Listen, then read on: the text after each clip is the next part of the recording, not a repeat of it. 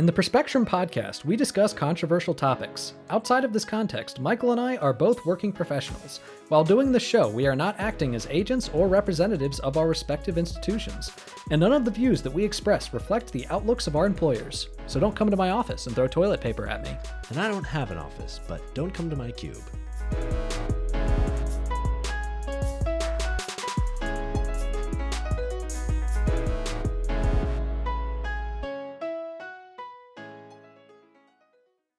Hello and welcome to the Perspectrum. I'm Michael Bloom. And I'm Nathan Seelove. Today we have a very exciting episode for you. So we'll start off by talking about recent news from OPEC about limiting their production of oil and the political implications, the foreign policy implications, we'll get into the implications. It's all about the implications, really. And then for our second segment, we'll be talking about the role of the private sector in the pharmaceutical industry and in driving innovation there, and the role of the public sector and how they kind of stack up. And then finally, we'll be talking about the roles of regulation in the marketplace, and specifically the role that economic regulation can play in helping to align the incentives for companies to act well in our society. Yeah. I'm really excited. I do just want to warn everybody about this first segment that it might be a good thing that they're not sending us as much fossil fuel because sparks will fly. That's good. That's good. Yeah. Speaking of good, but the opposite of good, Michael, what are the COVID numbers? They're bad. Not necessarily worse, but we'll get there. So worldwide, we've hit 631 million total cases, with average daily new cases over the last 7 days of 413,000. That's down about 6% from 438,000 the week before. And as a reminder, last week, it was up 12% over the week before that. So it's kind of rebounded down a little bit. In terms of death, we've hit 6.58 million total deaths worldwide, with average daily deaths over the last 7 days of 1,114, which is down 4% from 1,156 the week before. Vaccination worldwide, 68.3% have one dose and 62.9% have two doses of the vaccine, which is just a little bit higher than it was previously, about 0.1%. In the U.S., we've hit 98.9 million total cases, with average daily cases over the last 7 days of 26,000, which is about flat compared to the week before. And in terms of death in the U.S., we've hit 1.091 million deaths, with average daily deaths over the last 7 days of 199, down 14% from 230 per day the week before. As a reminder, for the week before that, we were up 14%. So we've kind of bounced back and forth. And then in total vaccination in the U.S., we've hit 79.7% of the U.S. population with at least one dose, and 68.1% with a second dose of the vaccine. You know, every time you read the statistic about the percentage of people that have gotten one dose, I'm reminded that the anti-vaxxers, the anti-vax movement really is a small minority. Yeah. I mean, you said 79%? 79.7 have at least one dose, yeah. Yeah. That's like a little over 20% that don't. Yeah. And that 20% includes kids and people that might not be as, enthusiastic about getting the vaccine and all that stuff.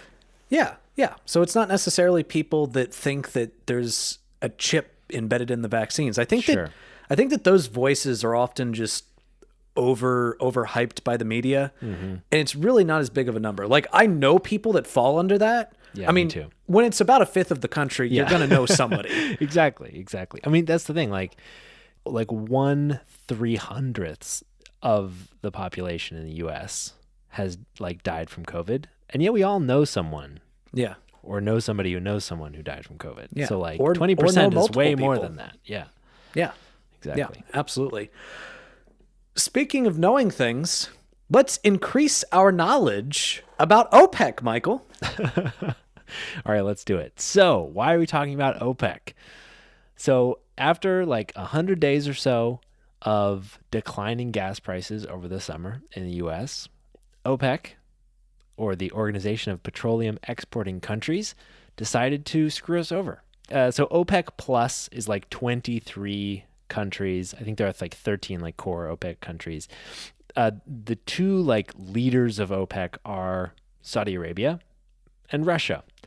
OPEC is an oil cartel. So essentially it's a bunch of different countries that all collude to set oil exports, oil production, and therefore try to influence the price of oil.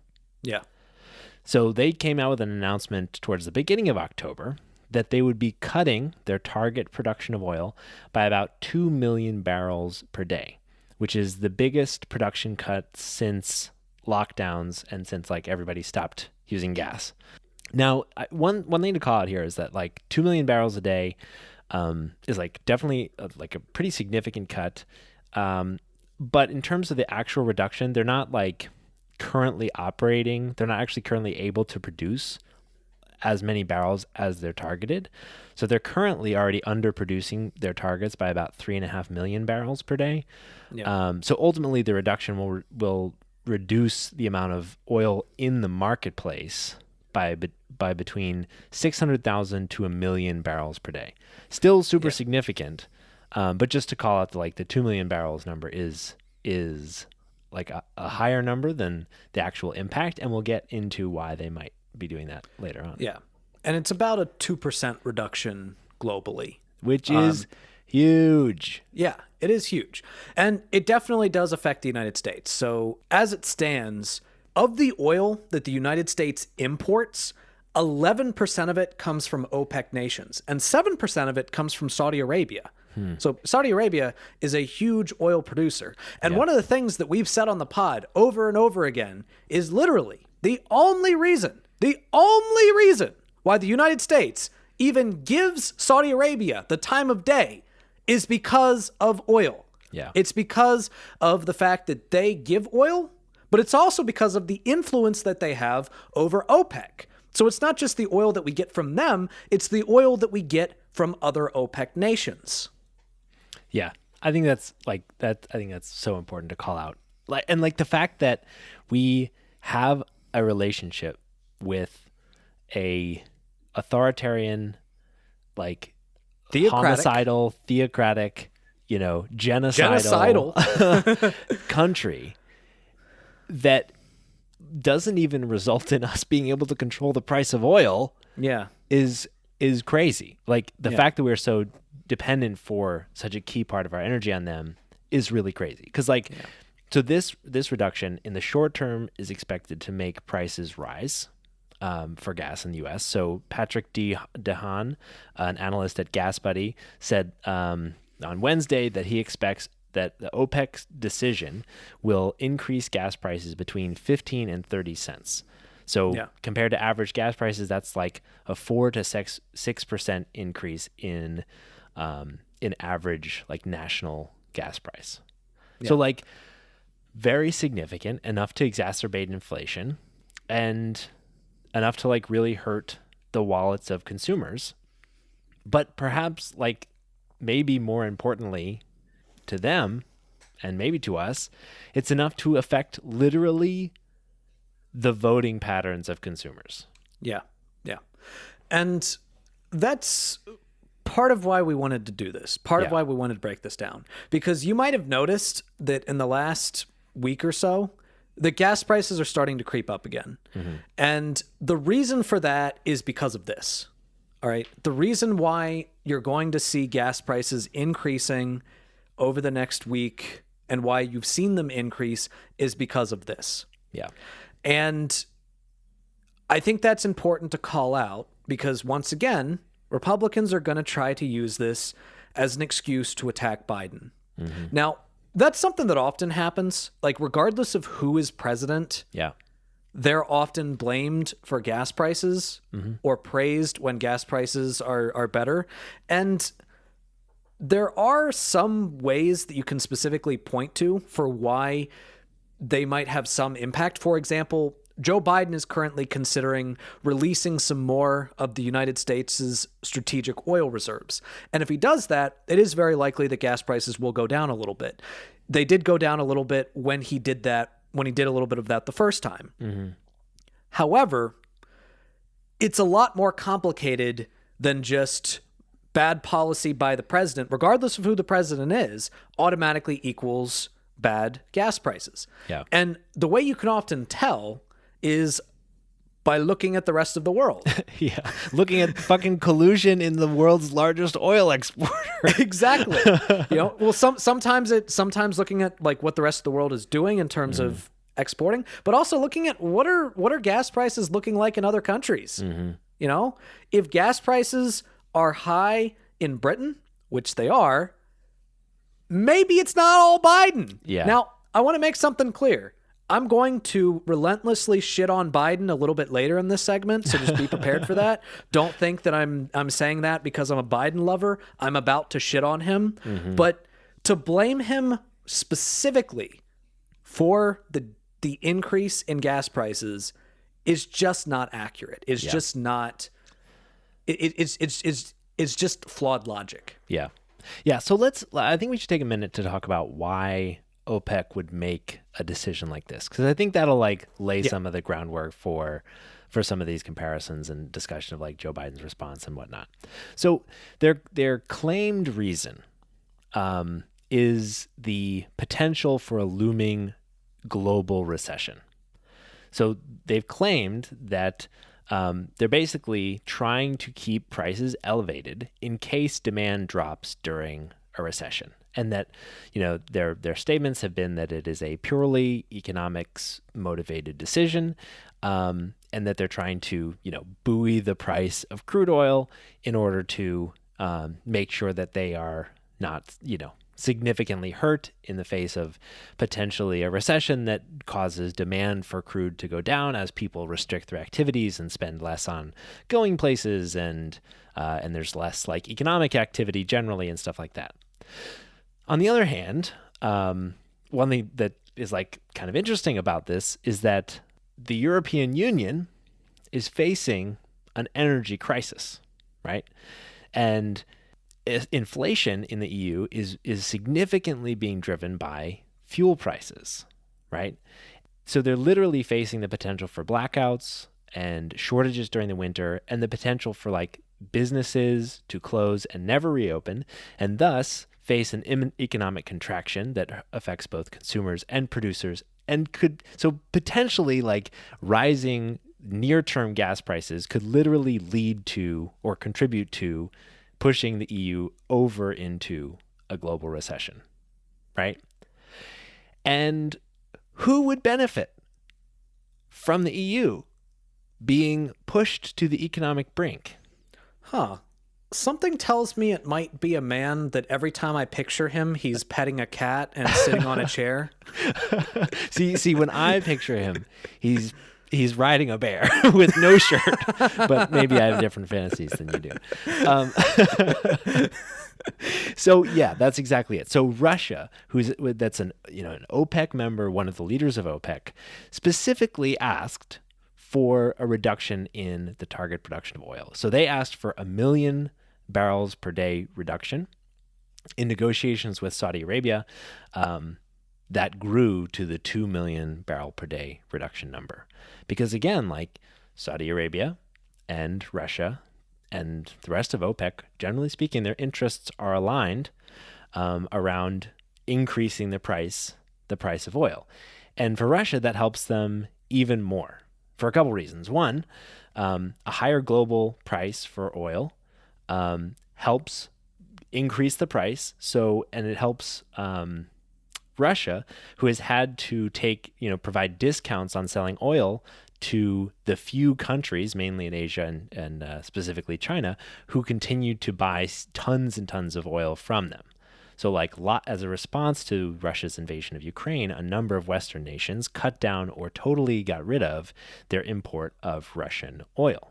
So as a result of this decreased demand, they've had to, China and other Asian countries have had them over a barrel, so to speak, and they've needed to provide discounts. So if the oil price goes up globally, that will help them increase their price to sell oil on to these few countries. Aside from that, increased global energy costs will put more and more pressure on the EU to avoid recession and to avoid blackouts and energy shortages, putting more and more pressure on them to decrease or weaken their support for Ukraine, weaken the strictness of their sanctions against Russian energy. So it is a very clear move on the part of OPEC in support of Russia's, agenda in Ukraine and against the EU to make this move. And I think that's a really powerful argument to improve energy independence generally. Yeah. Because the fact that there's a cartel of oil producers that can literally influence the European Union to potentially reduce support of a nation being invaded by an OPEC member, and the fact that they might literally influence the American electorate to put Republicans in Congress instead of Democrats, and they have so much power to do this, and the fact that they can say we're going to reduce by 2 million barrels per day, even though the effect will be only a reduction of at most 1 million barrels per day, but that will get headlines and that will freak people out and that will increase gas prices worldwide. That amount of influence, especially led by Russia, an authoritarian dictatorship with international ambitions, and Saudi Arabia, who we've already listed their credentials, the power's in the wrong hands here. Yeah.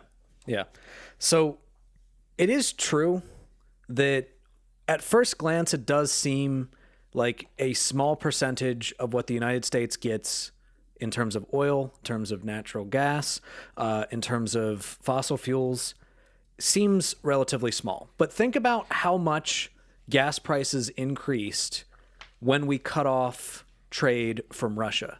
Mm-hmm. So about 8% of all U.S. petroleum products, which includes crude oil, comes from Russia. Well, came from Russia. Yeah. Prior to the sanctions. All right. The reduction by 8% was enough. To be fair, that on top of supply chain issues, was enough to skyrocket gas prices more than they had ever been. Mm-hmm. And the fact that we're about to see imports reduce, the fact that that is already starting to have effects on our gas prices is massive. And it means that we are dependent on these nations.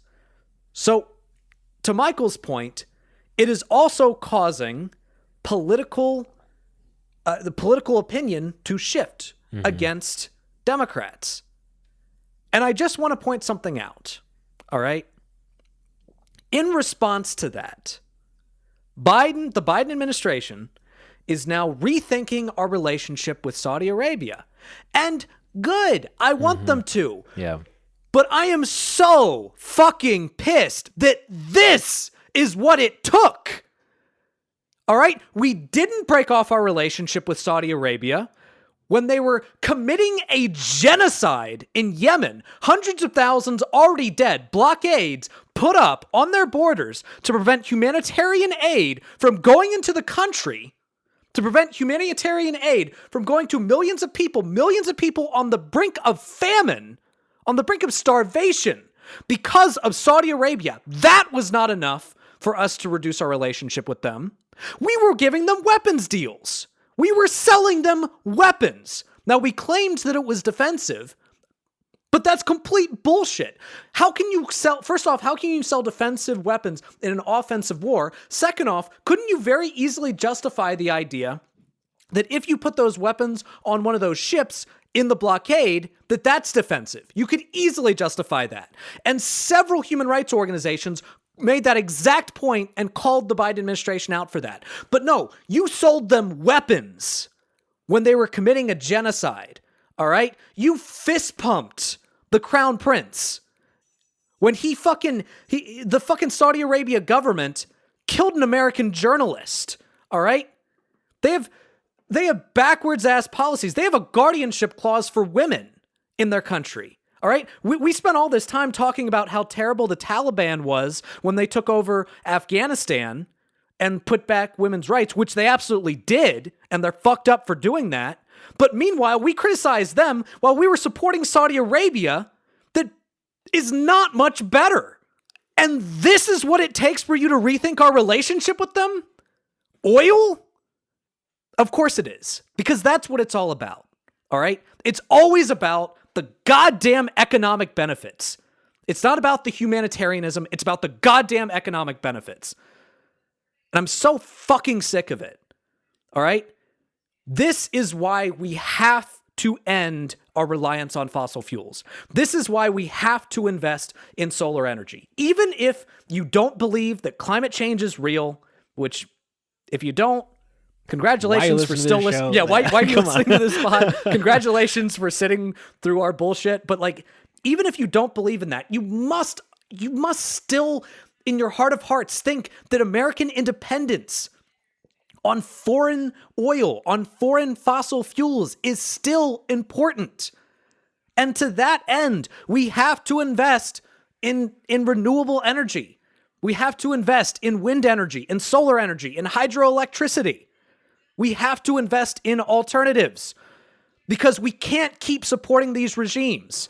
All right? The fact that oil is so integral to our economy, that the thing that causes us to rethink our relationship with a homicidal regime is not the fact that they're a homicidal regime, but the fact that they reduced, not even stopped, but reduced the amount of oil that we were getting. It's just fundamentally fucked up, and it goes against everything, all of the values that we claim to have. You're 100% right. I'm glad the sparks flew. I'm glad I'm not surrounded by crude oil. No, no, I think like you're absolutely right. Like this is yet another argument in favor of energy independence, which more and more is an argument in favor of renewable energy. Like, no, we don't want to be beholden to OPEC. We also don't want to be beholden to domestic fossil fuel companies either. Yeah. You know, like the fact that corruption comes from OPEC, or corruption like it comes from political donations to you know, Joe Manchin, like these should all make our skin crawl. Yeah. All of the fact that keeping our lights on is a source of corruption in our government is incredibly short-sighted. It's something that none of us should stand for. And you're right, Nathan, the only path forward, the only path out of that corruption is renewable energy. The reliance on fossil fuel incentivizes our entire system to be complicit with evil. All right? At best, that evil is homegrown. All right? Is homegrown fossil fuel industries that bribe politicians, that destroy our communities and poison the world. At worst, it's propping up genocidal regimes. Yeah. All right. We have to end our fossil fuel dependency because it makes us complicit with evil. I was gonna make a point earlier that, like, you know, if the people in Yemen, if only they could influence our elections like OPEC, then we would be on their side. And then I thought, well, if only they could vote, then we'd be on their side.